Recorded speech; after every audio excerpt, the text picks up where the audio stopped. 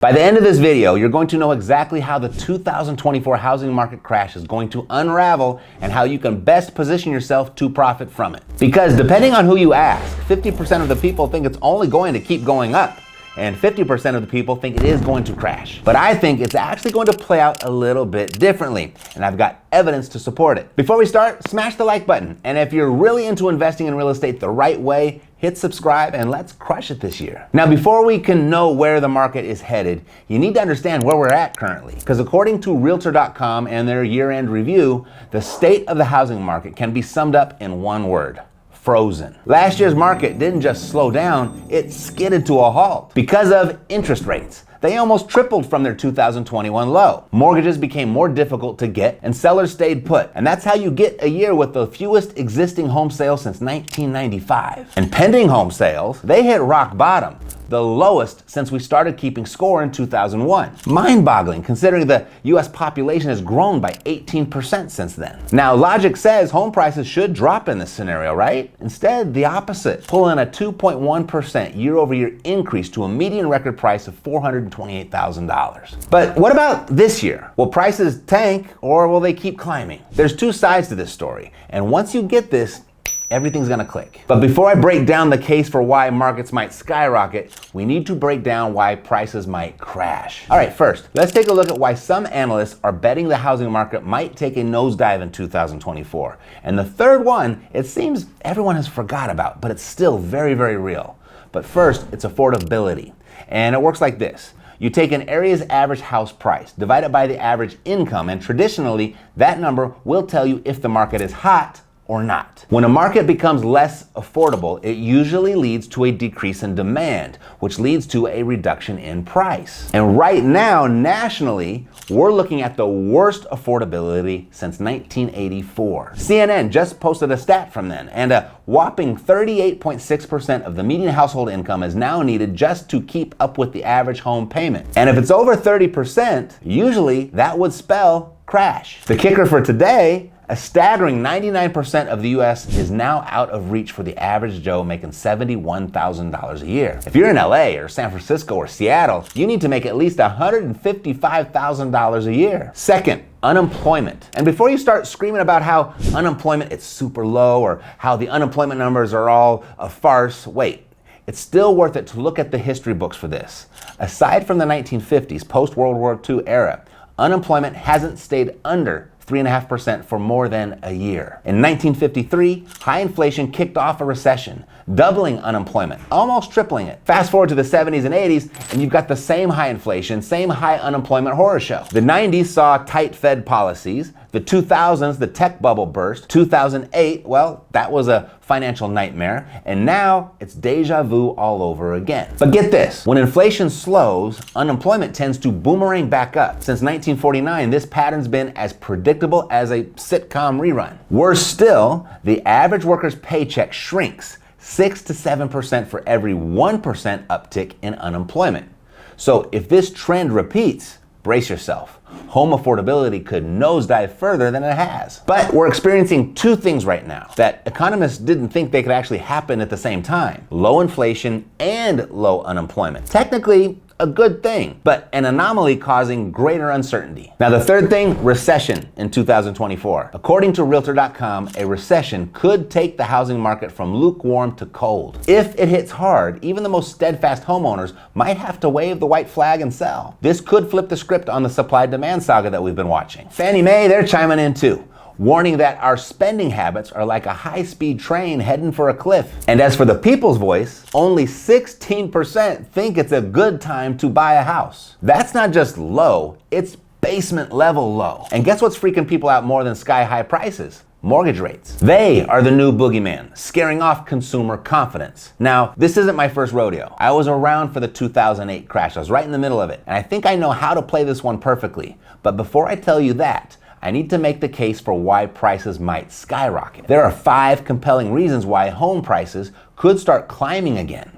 And the fifth one is the most obvious, but nobody is talking about it. The first reason prices might take off again is that Federal Reserve Jerome Powell hinted at dropping interest rates, predicting 3 rate cuts of 25 basis points each this year. This could drop the federal funds rate to 4.5%, with mortgage rates potentially settling between 5.5% to 6.5%. What does that mean? Well, since we momentarily hit 8% last year, inadvertently, we've established a new bottom for rates, or entry point, in other words. This could be a green light for buyers to jump back in and drive prices up. I mean, we're already seeing some signs of this as it is. And the big players, they're betting on this. Realtor.com's Lawrence Yun is calling for a 3 to 4% rise in home prices this year. Zillow's crystal ball shows a ginormous 6.5% increase by July this year. Even Goldman Sachs is jumping on the bandwagon, saying home prices are only going up from here. If they're right, strap in. Second reason prices might take off. A whopping 60% of homeowners are sitting with a mortgage rate under 4%. They're more likely to stay put than jump into a pool of higher rates. I mean, why would you swap a comfy 3% rate for a chilly 7% one that increases your payment by 30%? But here's potentially the big game changer. If the whispers of these dipping interest rates, if that comes to fruition, a 5.5% 30-year fixed rate mortgage could be the golden ticket that lures this pool of homeowners out of their nests. The small sacrifice to a better or bigger home may be worth it. These homeowners could turn into eager sellers,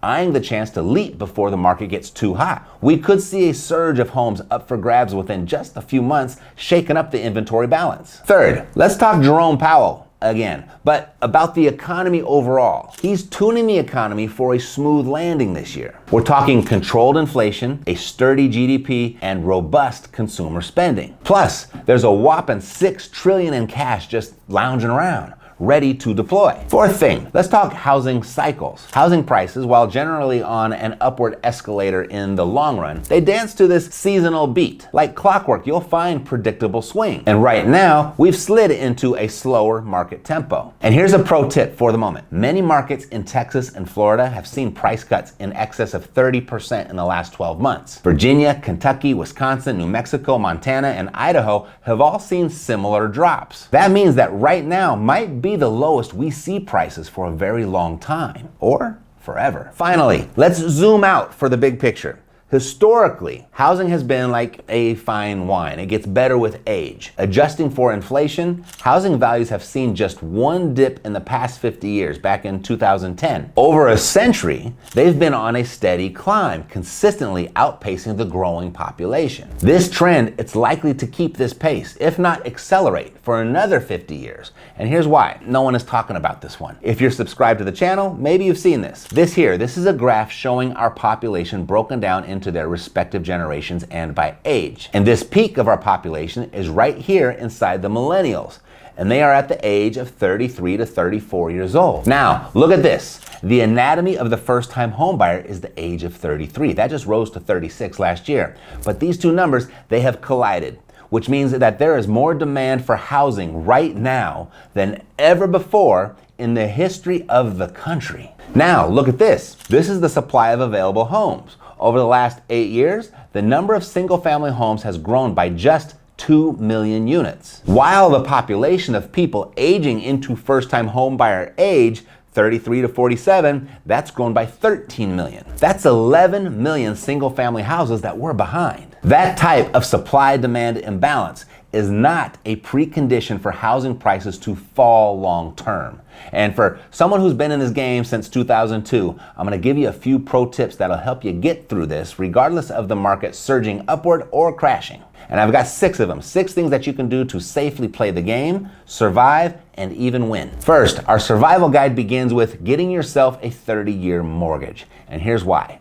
Flexibility. If the interest rates are your concern, you can always double up your payments to knock it out as if you would in a 15-year mortgage, still saving a mountain of interest. But if life throws you a curveball and your wallet feels the pinch, you've got the breathing room to make smaller payments. That kind of adaptability moving into uncertain times is priceless. Secondly, opt for a fixed interest rate. Locking in a fixed payment offers a sanctuary of predictability amidst the chaos. It's like an anchor in stormy seas, giving you peace of mind that your payments won't fluctuate. And if the interest rate predictions come true, you can always refinance. And that brings me to number 3, refinancing. If there's a chance to refinance your home, maybe grab some cash, but definitely lower your payment, grab it. When future interest rates dip below your current rate, refinancing swaps them out, cutting your costs. It's a financial mover that can keep more money in your pocket. Fourth, hold on to your home unless it's a must-sell situation. Real estate values really only count when you're looking to sell. The goal here is to whittle down your monthly payments to the bare minimum. This strategy gives you the power to not sell unless you have to. Plus, by staying put, you can ride out any short-term market dips and wait for recovery. And if your timing is wrong, it could be really tough to get back into home ownership. Fifth, always have an emergency fund for your real estate endeavors. Things break when you least expect it, and often with a hefty price tag. For instance, you might coast along for a few years, then bam, $2,500 heating bill out of nowhere. Plus, there are unavoidable recurring costs like property taxes, insurance, and routine repairs. My advice, keep a few months worth, at least, of property expenses in cash on standby. It's not just smart, but it's essential for your financial peace of mind. Lastly, the sixth golden rule. Only buy what you can comfortably afford. Avoid the temptation of overreaching for your Taj Mahal. Stick to a property within your financial comfort zone. A good benchmark is to ensure your housing payment doesn't gobble up more than 25% of your income, 30% tops. Staying within this boundary, it's crucial for financial health, no matter how the market swings. Historically, real estate has been a stable investment, the best in my opinion, with a consistent upward trend, barring the 1929 and 2008 crashes, but still, had you purchased just prior to each of those crashes and you didn't sell, you're still looking like a winner today. A repeat of the 2008 crash, it's unlikely. We're probably looking at a gradual slowdown. So buy what you can afford, preferably with a 30-year fixed rate mortgage. Hold on to it for the long haul, buy within your means, planning to hold for 8 to 10 years, if not forever, and short-term price changes probably won't impact you at all. Now that you have a clearer view of both scenarios and what to watch, I want to help you make your first $100,000 in real estate regardless of what the market does. And that's exactly why I made this video right here for you that'll show you how to do just that. Thanks for watching. I'll see you over there.